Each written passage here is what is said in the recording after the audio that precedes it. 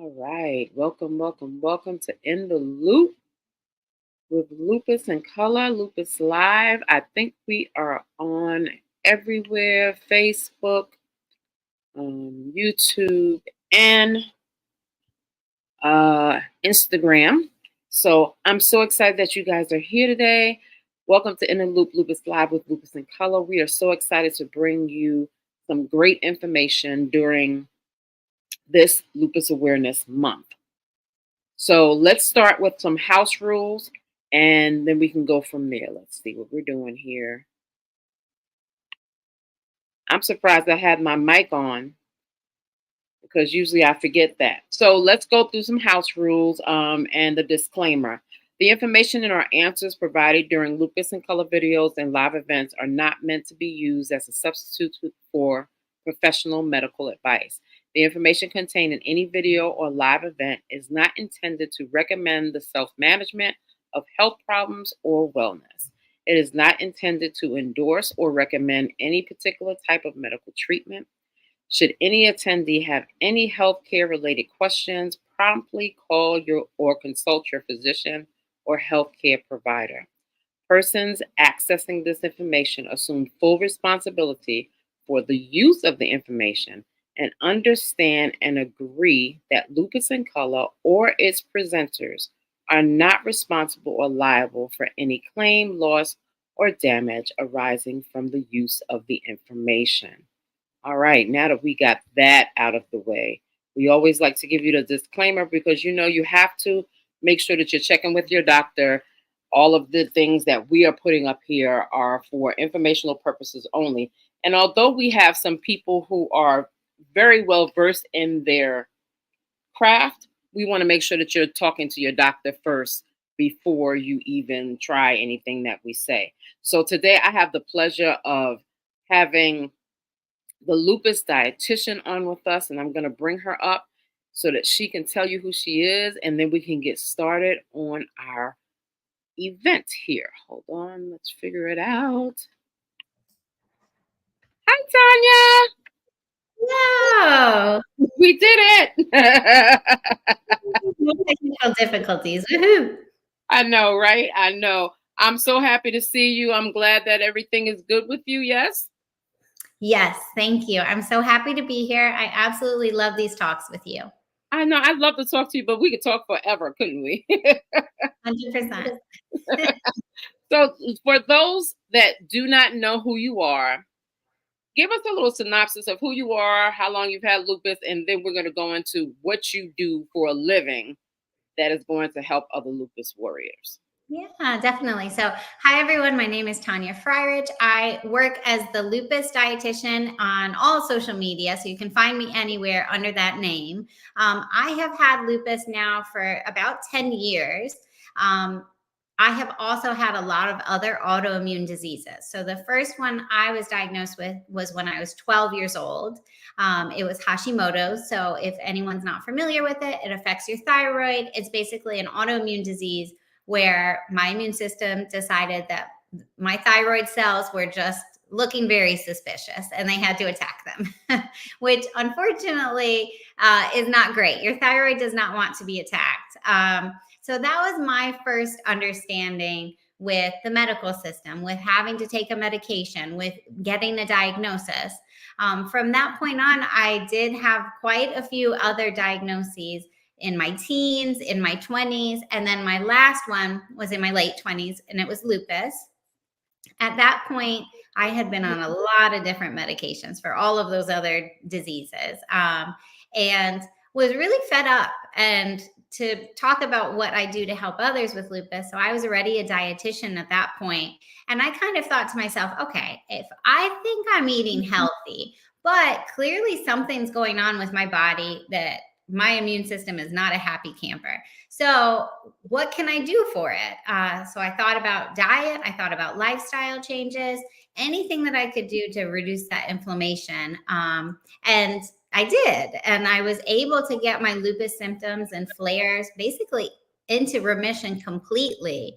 So that was my story with lupus. And then professionally, how I came to move away from just being a general dietitian, and I was a diabetes specialist for quite a while, Okay. to autoimmune and helping others with lupus, is that I realized that there were so few other dietitians that focus all of their energy in this world, in our little bubble of living with lupus, living with autoimmune diseases. And I thought to myself, wow, I can make a big difference because there's no one helping people with their nutrition. And thankfully there are more dietitians now than when I started, but it was a little bit I think confusing for a lot of people. And even rheumatologists aren't always telling people, hey, think about your nutrition. Right, right. Now, how long have you been a dietitian? I don't think I've ever asked that. So I started doing my studies for nutrition in 2007. And then I did my master's in nutrition. And at that point, when you're studying and you've already kind of gotten your bachelor's, I could have called myself a nutritionist. But then I went further. I did my master's. I did a dietetic internship, extra certifications. And that's when you can call yourself a registered dietitian. Gotcha. So almost 20 years since I started in nutrition. And then getting towards 14 as a registered dietitian. So I've been in Right, the world for a long time. I love it. I mean, there's always something more to learn too, because there's new research out there. right, right. And our bodies change, and you got Exactly. to figure that all out and everything like that. So let's get into what we're here for. Okay. And that is how to gain some power over our pain through nutrition. So tell me, are there any specific foods or dietary patterns that have been shown to be effective in reducing inflammation and can contribute to less pain?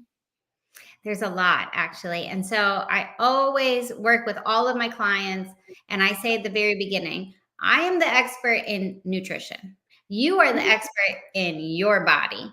So we have to work together because you have all of this expertise of living in your body for years and years and years and picking up on patterns, figuring out, oh, my body doesn't react well to that at all because lupus is so multifaceted. It looks so different in people that it really depends on the person. So I just put that as kind of the disclaimer for everything we're about to talk about because it really depends on you. So if there's anything that I say and you're like, but I don't think that applies to me, it may not apply to you. Um, but to answer the question of, okay, what sort of foods can we talk about to help reduce inflammation? Or maybe we skip these foods and you can feel better, have less pain. There's a lot. So, first and foremost, check in with yourself. So, if there's anything that every time you eat it, you don't feel well, you get a stomach ache, you get a headache, that's a trigger for you. So, a lot of times, and you always bring this up, and I agree with you wholeheartedly of making a journal, of writing things down. Not only because like our lives are busy, sometimes we forget, oh, was that day that I wasn't feeling well? Was that Monday or Tuesday? And it gets kind of lost up in the shuffle of all of the other things that we do. So writing down what you eat, writing down your symptoms, and kind of taking something that is big and a little bit blurry and trying to quantify it. So maybe your pain was on a 6 out of 10 on Monday. And then by Wednesday, it was only a 2 out of 10. It's really hard on Friday to remember how you felt on Monday and Wednesday. So just writing everything down can also help you figure out, oh, yeah, every time I go and eat that one thing, I have a bad stomach ache later that night. Maybe it's that one thing because usually Right, we eat kind of the same things on repeat. right, right, right. It's so hard sometimes to determine, like you said, if you can even remember what you ate last week. So if you're not writing it down, it kind of presents a problem with your body and with yourself because you're not really monitoring yourself. So that's really a Totally. good statement there. You know, Yeah. a lot of us struggle with like joint pain, Mhm. headaches, all these different things that come with lupus. Yeah. How do we find how do we find out what foods are doing that to us? Besides the journaling, are there specific foods that really make that inflammation come on, or make those headaches come on, make that joint pain come on, that we don't even know that might be contributing to it? Yeah, definitely. So I'll say big picture, so much of our immune system is also tied up in our gut health.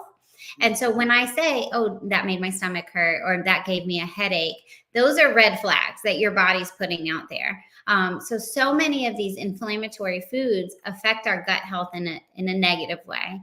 And then what is both a good thing and a bad thing, I'll talk about it more later, is unfortunately, if you're eating a lot of things, your gut health's in a bad place, maybe not because of your nutrition, maybe you had food poisoning, maybe you had a lot of rounds of antibiotics, or you got really, really sick with something completely different. And all of these things can impact our gut health.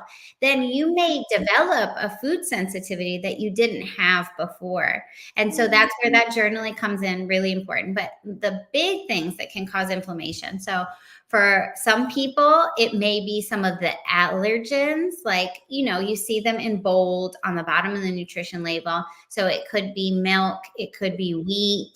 Some people are really sensitive to soy.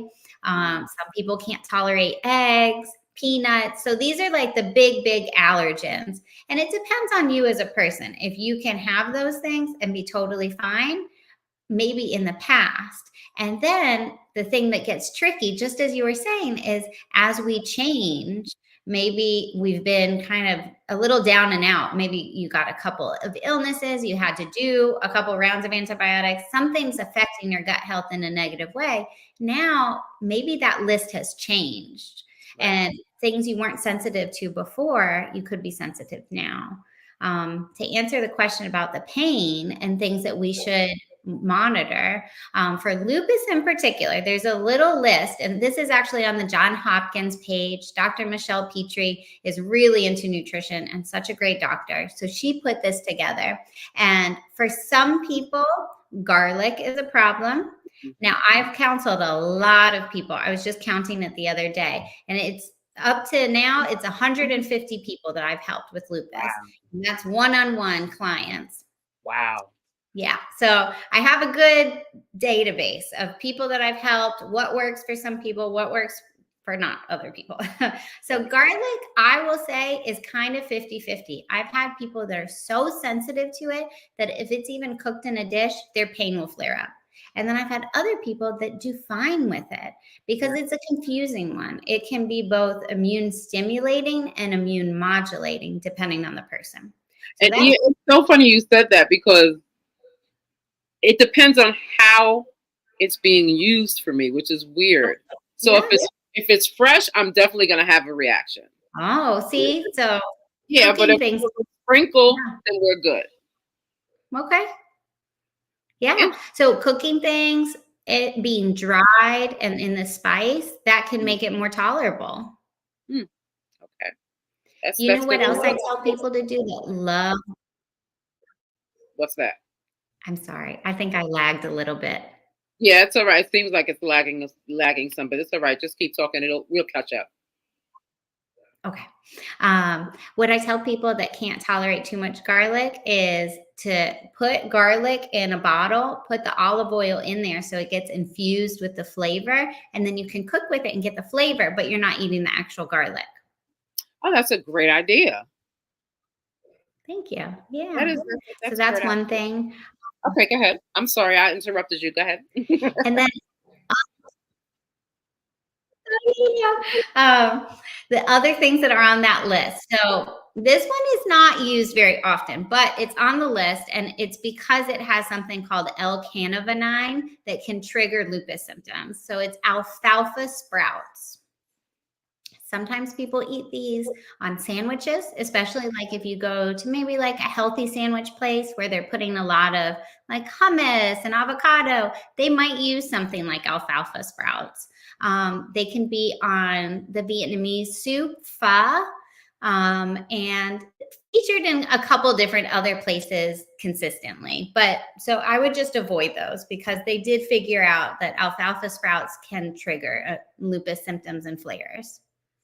And you hit an important point. You said that when you go to a healthy place to eat, you still have to monitor what's being put on your food. Let's talk a little more about Yeah. that.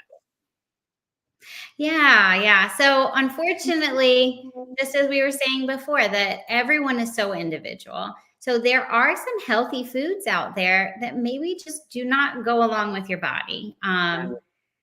Yeah. So even just being out of balance, like sometimes people will tell me, well, I tried this really extreme diet. I thought it was so healthy and I felt terrible.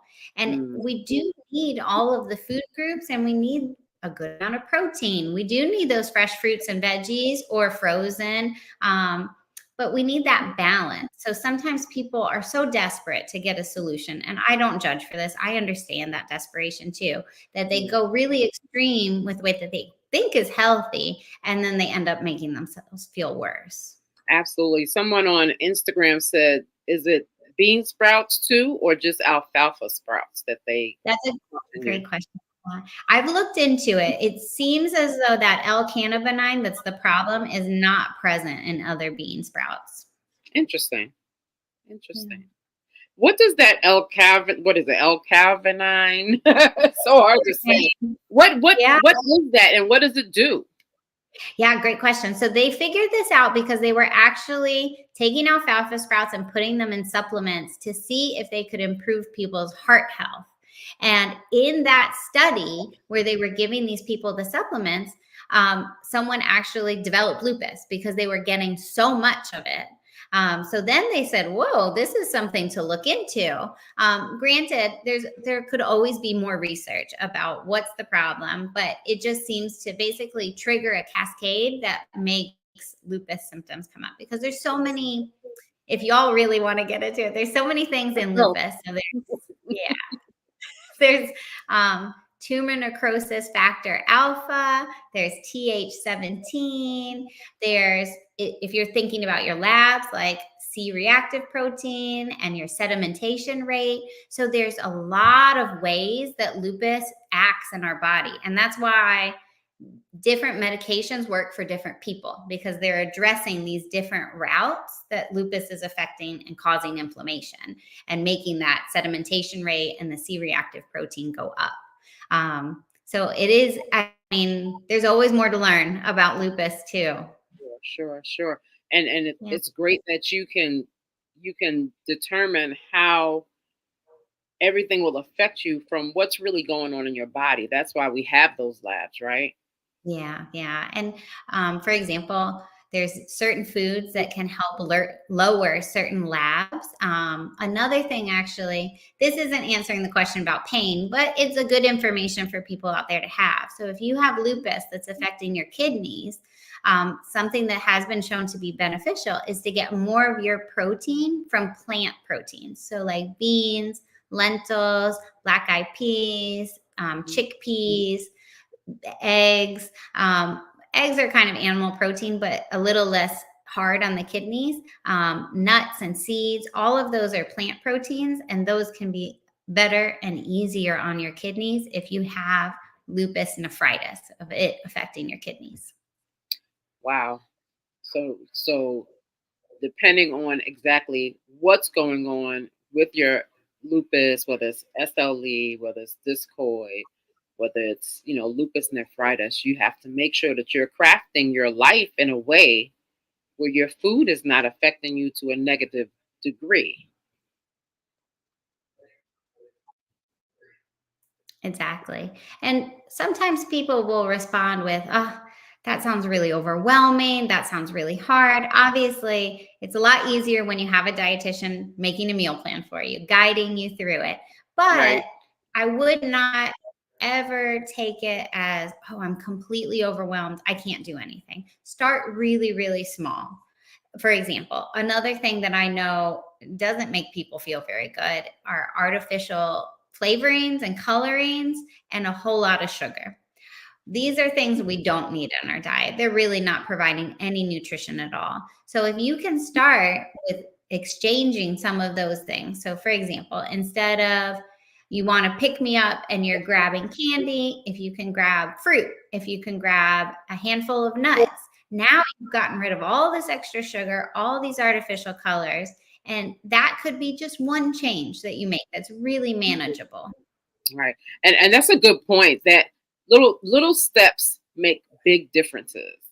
They You know, so do. I know as a dietitian, you probably don't tell anyone to just take all of that stuff out of your house. And this way, out of sight, out of mind.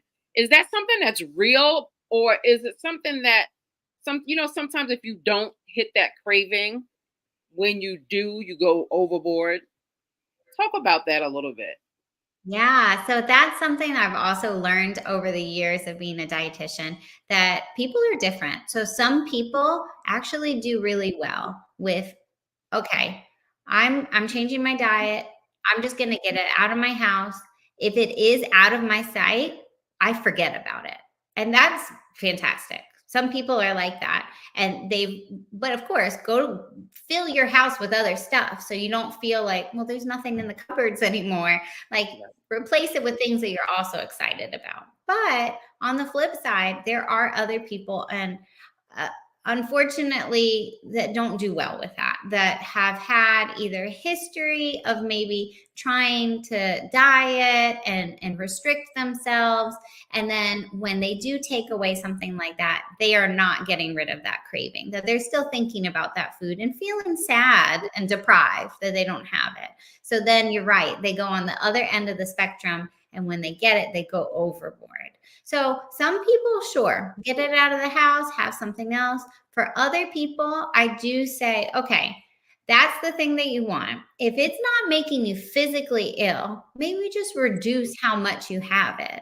Like, that can be a once in a while treat, and make it part of your life so you know, okay, it's coming back around. I'll eat it again on Saturday, or whenever we go to this, I don't know, let's say it's the town over and there's a restaurant there that you really like. Go for it and enjoy it. As long as it's not making you physically ill, it's just maybe not the best choice. You can still have it every once in a while. Yeah. Like It everything in depends. moderation.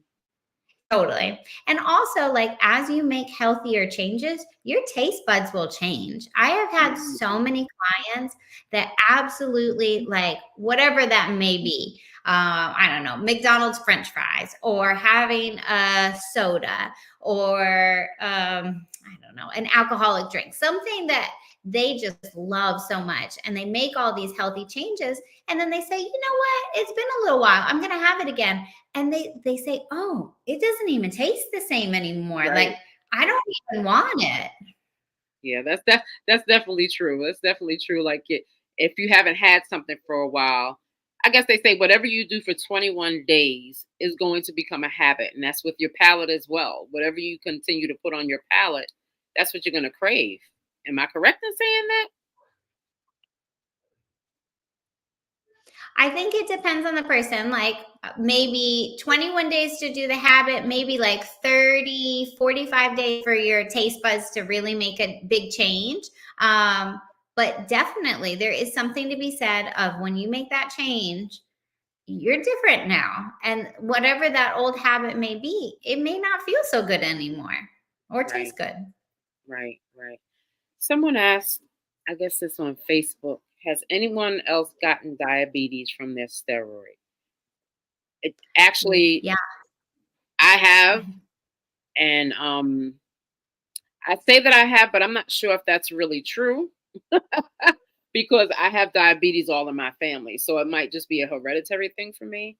In fact, I was actually a vegetarian when I got diabetes. So I don't know what really it's all about. What do you think, Tanya? It's a great question. I'm so sorry that you have to have this extra diagnosis to deal with. But you're not alone. So steroids really do make our sugars go up a lot. For you, it's probably maybe the combination of these medications that are great for your lupus, but making your sugars go up. And then maybe because it runs in your family, you just have a little bit more of a Pretty. risk for it. Yeah. Hmm. Yeah. Yeah. It's rough because as we talk about using our food to help our pain, it's so hard to have to deal with everything on the medication side. Of course, prednisone makes you more hungry and, you want to eat everybody else's food. And then you have to think about how you're eating. How do you teach people in your practice how to change your mindset and change the relationship with food? Yeah. So that, I mean, it's hard. It's hard, especially autoimmune diseases mostly affect women.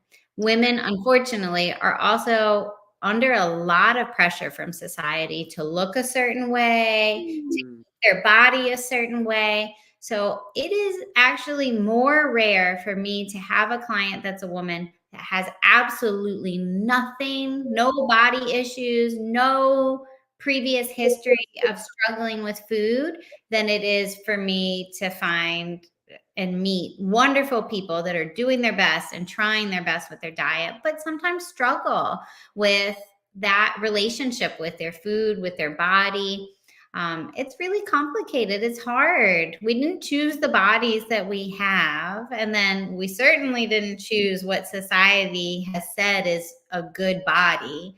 And it changes too. So we're always trying to fit this beauty ideal that is a moving target. yeah, it definitely is. And that's a good point where people are actually getting some body dysmorphia from, trying to fit into these little molds. Yeah, totally. And I think what I always tell people is as much as you can start, and maybe you don't believe it at first, but telling yourself, I am eating these foods because I am nurturing my body. I am Mhm. loving my body. I am using these foods as a way to make myself feel better, to help myself, and recrafting the relationship with food like that. It can build a really nice, healthy relationship where, okay, food is healthy and it's other things too. It's comfort, it's family Mhm. memories, it's nostalgia, but it can also be a part of your medical plan of, okay, I eat these things and I feel better. Right. And you know what? As you were talking about that, how we use food for different things. What do you feel about? Do you find that there are some biases that come with specific foods that people eat? I was listening to someone. They were like, "Oh, there's some biases that people don't want you to eat this or that." But you know, how does that work? Have you seen that anywhere? I think there's coming from both sides. Like a lot of the healthy food that is put out there is one track of, oh, it has to look this specific way.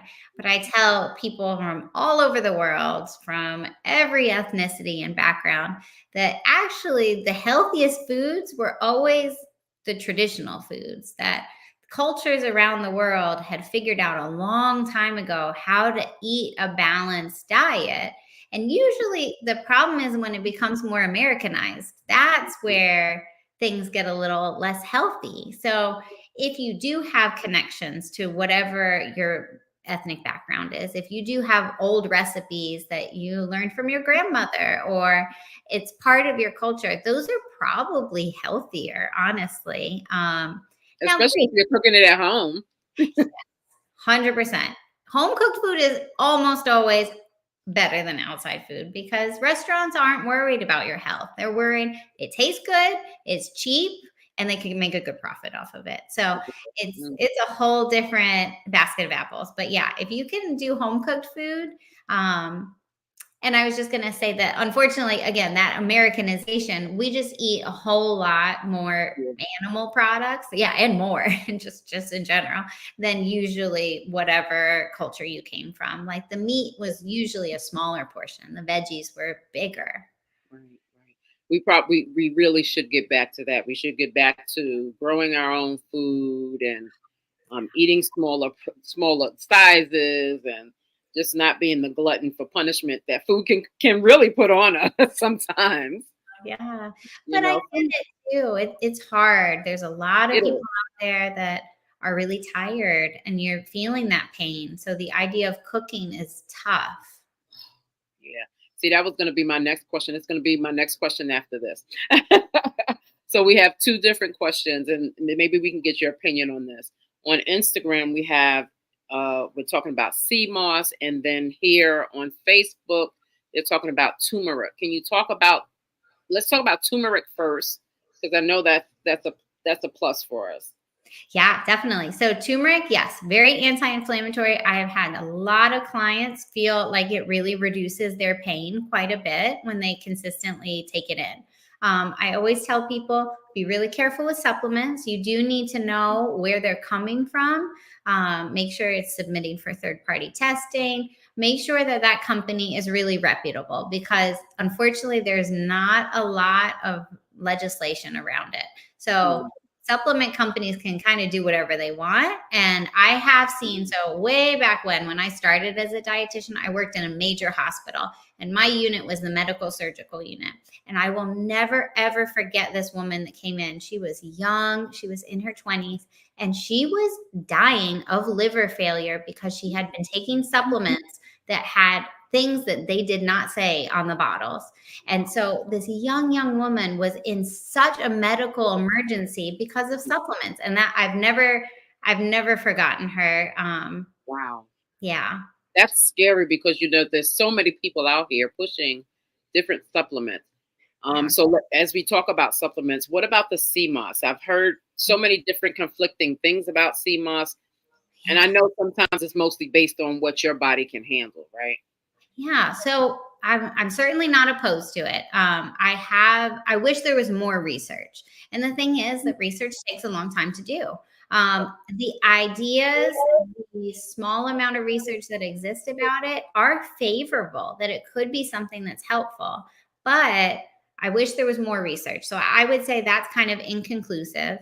And then even more so than the turmeric, I really want people to be careful where they're getting their sea moss from, because it literally grows in the sea. Unfortunately, as a human population, we've done a really bad job of keeping our oceans clean.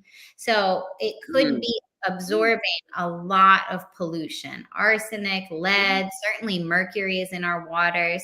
So that's where I really worry about it, because let's say they are taking tons and tons of sea moss, dehydrating it, making it down into a powder. Now we've got a really, really concentrated form of all of this pollution. Yeah. That is such an important point that I had never thought of until you said. And I tell you, every time I learn something new from you, every time we speak, Thank I you. never really thought of that in regards to sea moss.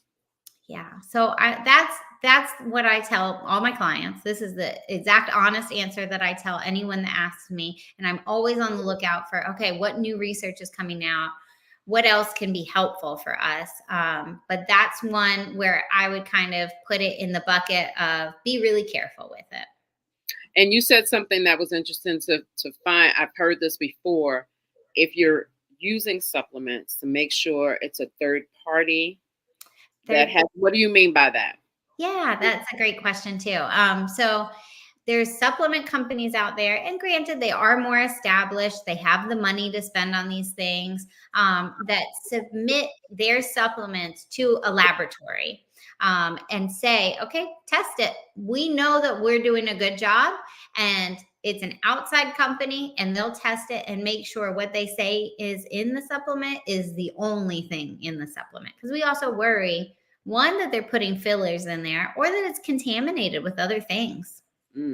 Oh yeah, yeah. And I guess that people are putting those fillers in there to sell more and to get it out there more. So we definitely have to be careful about that. I want to go back to something that you were talking about, and that's gut health. Sure. Can you explain to us, what do you mean by gut health? And a lot of people are talking about changing your gut health and how people can do that. Yeah, great question. So I actually even offer a test to my clients. It's called the GI map test. And it basically looks at what's going on with the good bacteria, the bad bacteria, if there's any parasites or viruses, fungi, yeast, what's going on. But gut health in general, and why we're so worried about it is, so for example, there's been studies that food allergens or foods can sometimes cause the cells in our gut lining that should be like this. They should be really nice and tight and like Lego pieces, like nothing coming through. It is something that's hard to pull apart. Sometimes things can cause it to be a little bit like a gap. And now, and there's certain times in our life where that just happens naturally. Like for women in pregnancy, they may just develop a little bit of a leaky gut, and that's something that developmentally happens. And that's not your fault. That's no problem with your pregnancy. It just happens. Sometimes medications cause this. Sometimes foods, things that you're sensitive to, are causing this. And so what happens when our gut isn't nice and tight like a Lego is that bigger proteins than they should be are getting through these tight junctures. So it's called leaky gut. And the problem is on the other side of this. So like, let's say up here is where all the food is coming, and that's your digestive system. And we want to absorb the nutrients we need, but we want to let go of the other stuff that maybe isn't digested all the way, or is it bad bacteria. We want that to keep on going. And in here, down here, is your immune system. That's like not in your intestines. It's in there, and we want to be able to absorb nutrients. But if this is leaky, now we're getting proteins that are too big, and it's stimulating our immune system. So for example, one of the things on that map test, the GI map test that I do, and functional doctors test for this too, is called IgA, secretory IgA. And if y'all have looked at your labs before, sometimes they'll do tests like that, like IgA, IgM, IgC is another one. There's all sorts of them. And basically it's saying and finding that your immune system is reacting to the foods that you're eating. And there should not be antibodies and your immune system's reaction in your digestive tract. It should be a nice tight Lego. You get what you need. The other stuff is excreted and you're good. So that's the part of gut health that can really intertwine with your lupus symptoms, because we don't want our immune system to be overreacting any more than it already is. Right. Absolutely. Thank you for clearing that up. Yeah. It's cool when it's complicated. Yeah, but you know what? I think people make it seem so easy, and it's really not easy, because our bodies are not simple, things. We're not simple beings. And like you said earlier, we all have different body compositions, and things will react totally different from there. Absolutely. Jenny says that what we put on our skin, beauty products also can affect our gut, because our skin is our largest organ. Absolutely. Yeah, definitely. And I tell this story sometimes, and it's just a funny story, but one time I got a massage and they were using coffee grinds as like the exfoliant. Caffeine in that. Ooh. Right. So I'm a little sensitive to caffeine. Silly me. I was much younger at this point. I didn't really connect the dots here. I felt so weird afterwards. I had mainlined caffeine. So we really have to be careful what we put on our skin as well, because that is getting absorbed. Absolutely. And it goes back to what you were saying, writing down what you're doing in your day. It seems monotonous and it seems like it's so annoying. Oh my gosh, I can't remember to write that down. We have our phone in our hand 24/7. If you just put a note in so that you can just keep a track of your symptoms and keep an eye on what's going on in your own body, how does that help people to advocate for themselves? 100%. Like, think about the times that you go to the doctors. Obviously, you want to write down your questions because they're quick in and out. So you want to be prepared with what you need, your priorities. But when you come in and say, hey, I've realized that these symptoms keep flaring up at this time when I do this. Maybe you are having stomach aches from some of your medications. Some of them are pretty strong on our stomachs and can have an effect. So when you come with, look at this data, I've collected it all and I see this pattern, that's a much stronger statement. And they can help you with that. They can say, oh yeah.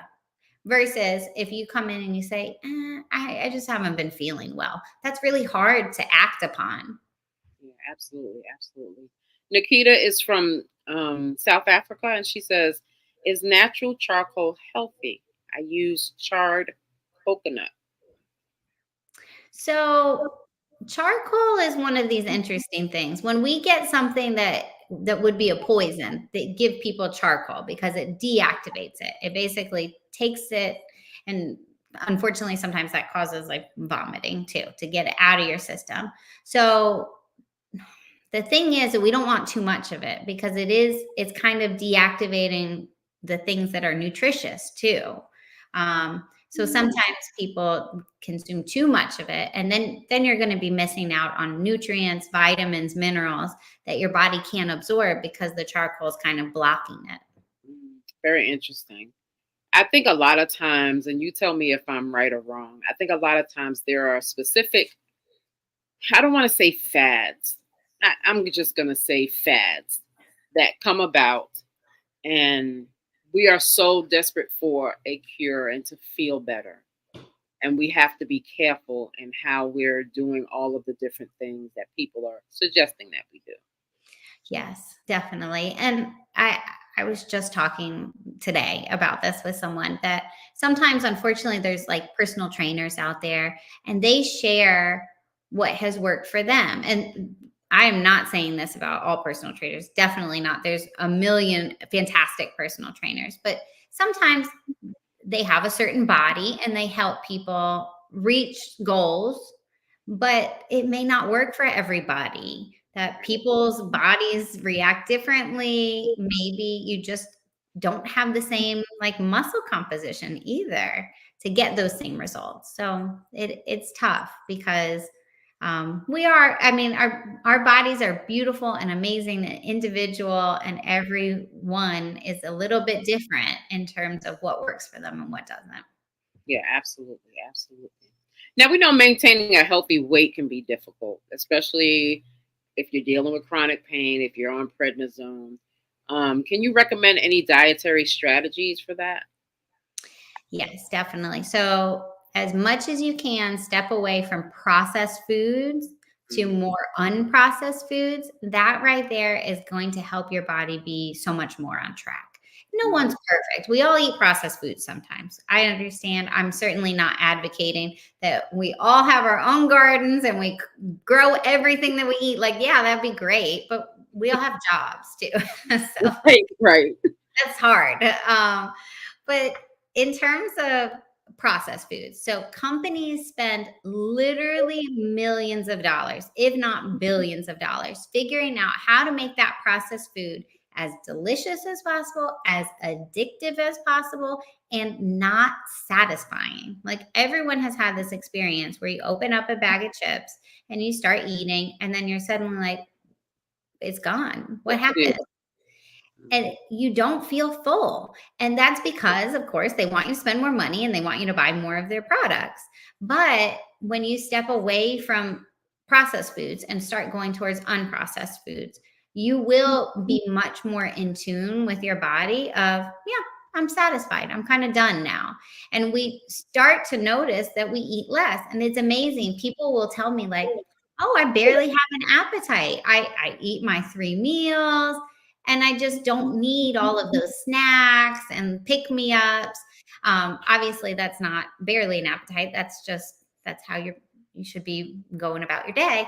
But these processed foods stimulate our appetite so much that sometimes people live in this place and they feel like, well, that's just my normal. But it's these foods that are causing their appetite to go up so much. And it affects our gut health too. Like a whole lot of processed foods can cause some of the not so healthy bacteria to really flourish. And the bacteria that helps manage your metabolism, keep your appetite where it should be, those go down because the other bacteria are taking over. Right, right. Jenny says empty calories keep us sick. Fiber is the key to supporting a healthy body. Yeah. I mean, so think about where we get our fiber. Vegetables, whole grains, beans, Mm, chickpeas, nuts, seeds, like things that are unprocessed generally. Well, I mean, animal proteins don't have fiber in them, but plants generally have some sort of fiber in them. mhm. And I guess it's really just keeping a tab on what you're doing with yourself. It comes right back to that whole, you have to know what's going on with your body, and you have to be in tune with your body. And also think about when you are in the course of the week, where do you have the opportunity to maybe just prep some simple things? It does not all have to be gourmet cooking. It does not have to be complicated. You don't have to live in the kitchen. But doing something like, I know it's getting a little bit hot, but this is easy to prep in bulk. A big pot of soup that's got tons. Like I just made this soup last night. Oh, so good. So it was greens and white beans, carrots, onions, celery, broth. I put in rosemary and oregano. You can put whatever seasonings you want in there. I put turmeric in there too because it is so anti-inflammatory. And it's this giant big pot of soup that has tons of veggies and tons of protein from those beans. And I put in one giant container. I swear to you, that's probably going to last me the week because it's probably like 5 servings of soup for my lunches. And then I had 4 more containers that I froze. And so that way in, let's say 3 weeks time, a month's time, and I'm like, you know what? This week is crazy. I don't have time to prep a lot of stuff. I can take one of those out of the freezer, defrost it, and now I have 4 meals again. Right, right. And you don't have to eat it back to back. You just prepare it. Just when you have a taste for it, then that's what you go for. For people that really don't like the leftovers or repeating, I usually recommend put it in a single serving. So that way you can put them all in the freezer and you can just pull out, this is today's lunch, and you don't get stuck with the same thing for multiple days in a row. Right, right, right. Lupus Champion says I'm sensitive to vitamins. What could be causing me to break out in hives after taking a multivitamin? An That's allergy. question. Yeah. Allergy. Maybe your body is producing histamines. Hmm. Also, these things called mast cells. But I have found, obviously, diet makes a big deal there. But, and I explain this to people as like, let's imagine you've got this big window, and this is your zone of tolerance. So in this big window, you're doing pretty good. Like maybe you're a little stressed out sometimes, but you're within here.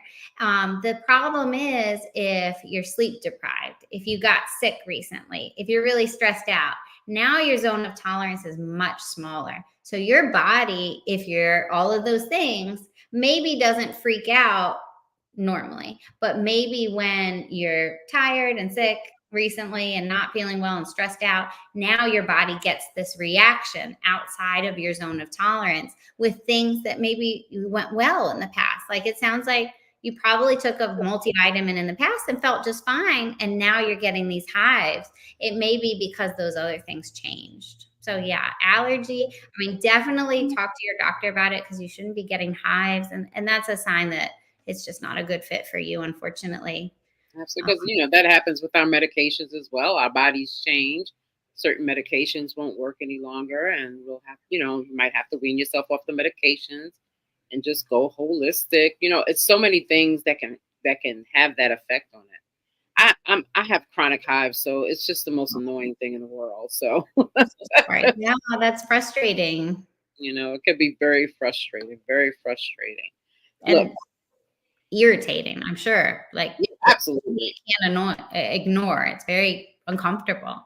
Yeah, it's definitely not something that you want to deal with all the time at all. Look, Tanya, we're already at 50 minutes. Are you serious right now? I don't know how this time flies. Every single time the hour just disappears. And like I feel like we could talk for 2 more hours. There's just Oh so my much to God. be said. It's so much fun to talk to you because you teach such in a simple way that people can understand. Thank And you. I think that's important so that we are able to really change our mindset about how we eat food and just change our relationship with food in general. Whew. Good information, though, guys. Good information. I'm looking to see if there's any questions before we start wrapping up because we definitely want to be respectful of your time. This hour went by as quick as the day has gone by. It is really, really crazy. I know. So I saw something. Someone said I now only use raw shea butter for my face and frankincense oil mixed with jojoba oil for my body. I always think of the Pink Panther with that when I see the jojoba. Let's I see. mean, that sounds like a good choice. I actually get soaps from my farmer's market, and they have the 4 ingredients there. It's sometimes like a shea butter, sometimes an oil. They have the Castile soap, and then they just use like plants to make an essential oil, and that's it in the soap. I think maybe one other ingredient. Yeah, and that's a good point too. To start going to your local farmers markets and Yeah, picking up local those. Yeah, those. businesses. Exactly. Number one, you're supporting local businesses. Number two, you're getting something fresh. A lot of people have allergies, and I know I started to use the local honey to try and fend off those allergies. So Yeah. locally it's good. Local grown is good. It is. So basically, for y'all wondering, like, wait a minute, why does local honey make a difference? So the bees are all in the pollen of native plants. So whatever is in your surroundings, let's say in your state, you're probably having a reaction to those plants. So if you're having local honey, it's almost like getting just a tiny, tiny, tiny bit of that pollen throughout the year, telling your body, like, hey, relax. It's no big deal. We've seen this before. Yeah. I So love it's really cool how that works. it is. It is. The body is an amazing, amazing thing. Yeah. I go all natural for most things, including cleaners. If I cannot pronounce it, I try to stay clear. I'm with you on that one. I'm Yeah, with definitely. you. And there's some websites like Environmental Working Group where they explain what those complicated sounding ingredients actually are. So that's a good place to check for, like, let's say your cleaning product, your skincare, and see if it has ingredients that are really not so great for you, because some of the ones that are fine are kind of a long name sometimes. Like the actual plant for aloe is super long. Right. Absolutely. And this is the last question I'll take. Is there a safe substitute for vitamin D? As per my rheumatologist, I lack vitamin D, but it can kill me, i.e., the sun. I'm sorry, dog. I'm not laughing at you, Nikita. You know I'm not. But the way that we see things, it's just funny to me. That's a really great question. So a lot of people with lupus are vitamin D deficient. If you live in any of the northern states or Canada, you're just not getting that much sun. But also we're told explicitly, don't be in the sun too much because that can cause lupus flares. We're photosensitive. So there's plenty of vitamin D supplements out there. It's really hard to get enough from our food, to be honest, to fix a deficiency. So if you can get yourself up there, then sometimes people can maintain with a little bit of sun exposure and some things from your food, but you really may just need a supplement. And they make supplements that are meant to be taken every day. But if you're really, really deficient, they will prescribe you one that's 1 per week to bump you back up. Right. Jenny says on Instagram that sardines have vitamin D as well. If you like sardines and Yeah. pork and beans, And my mom used to eat sardines and pork and beans. I thought that was the nastiest thing, but maybe she had something going there. Sardines are a great source of omega-3s too. So that's very anti-inflammatory. Awesome. I'm still not going to eat them. I'm sorry. Just need a different recipe. Right. That's the next thing we have to do is do some recipes on here. Maybe cook one day. That would be so fun. Right? Yeah. Right. We're going to set it up, Tanya. We're going to set it up. Well, I have enjoyed speaking to you always. I want you to give us just 3 things that you want people to take away from our conversation of reducing your pain with nutrition. 3 ideas, 3 pieces of advice, 3 ways to have your nutrition help your pain. Give it to us. Yes. So first and foremost, let's change our mindset around food. So food is not meant to solve all our problems, and it's not for emotional, not comfort all the time. Think about food as, all right, I can nourish my body. I can love myself with this food. So that mindset shift can really help people make much better choices around food of, okay, is this helping me right now or is this hurting me? The second big thing I would say that can help reduce your pain and your symptoms is moving away from the processed foods to the unprocessed, because now you'll be getting so much more vitamins, minerals, nutrition, those antioxidants and fresh fruits and vegetables. There's so many things that science hasn't even figured out exactly what all is in there. So those our body really, really likes, and it can help reduce that inflammation. And then I would say the third thing is to journal too, because you don't know where to start unless you know yourself. So writing down all those things that you're eating, paying attention to when your symptoms are really coming up versus coming down, then you can figure out, oh, okay, I see every time I eat this meal, it does not go well for me the next day. And you can track and figure out for your body what's going to help you and not. That is awesome. That is awesome. And I'm typing all this up so I can show it so people can refer back to it. How can people, I saw someone on here that said that they were looking for a dietitian. I highly recommend Tanya. So give me all of your social media accounts and how they can get in touch with you. Y'all can get in touch with me so many ways. So Instagram, Facebook, TikTok, and my website are all the Lupus Dietitian. So you can find me in any one of those ways. Send me a message. I respond, not always right away, but I respond. If you get on my website, I'll respond even faster. And get in touch with me. I am so happy to help anyone and everyone with lupus, with autoimmune diseases. I mean, I stay in touch with all my clients. So people that I've helped years ago, I stay in touch with them. And it's like when they've figured out their diet and lifestyle, it's a new chapter in their life. It's like going through a door where, wow, lupus isn't their defining feature anymore. They can have days where they think about other things. They get to enjoy their life because their symptoms just aren't holding them back anymore. Right. Absolutely. Absolutely. I am trying to I'm trying to put everything on there. Let me pin you on this Instagram. There we go. And that's the correct spelling. The I British. know, because you saw the first time I put it up, I put the wrong spelling, right? Oh, no, I didn't even see that. But British people spell it differently. So that's why. I always spell it with a C, and I'm like, wait a minute. You're not wrong. You're not wrong. It's just the US versus UK. And I lived here all my life. I don't know. Go figure. It might be the English in me, the teacher in me, maybe that does it. Have you been watching Dietitian lately? I wish somebody told me I had to start watching that's supposed to be good. People I haven't tried it yet. Oh, really? I love it. I love it. I want to thank you, Tanya. It's always such a pleasure to talk to you. I love that you are doing well and you are doing well for others in everything that you're doing with the dietitian.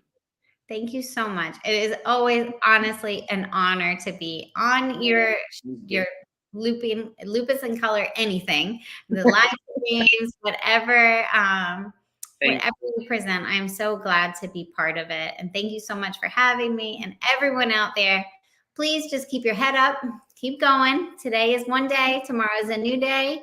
You can make these small changes and see the really, really big effects. Awesome. Awesome. Thank you so much. I'm so excited that you were here. Thank you, everybody, for tuning in.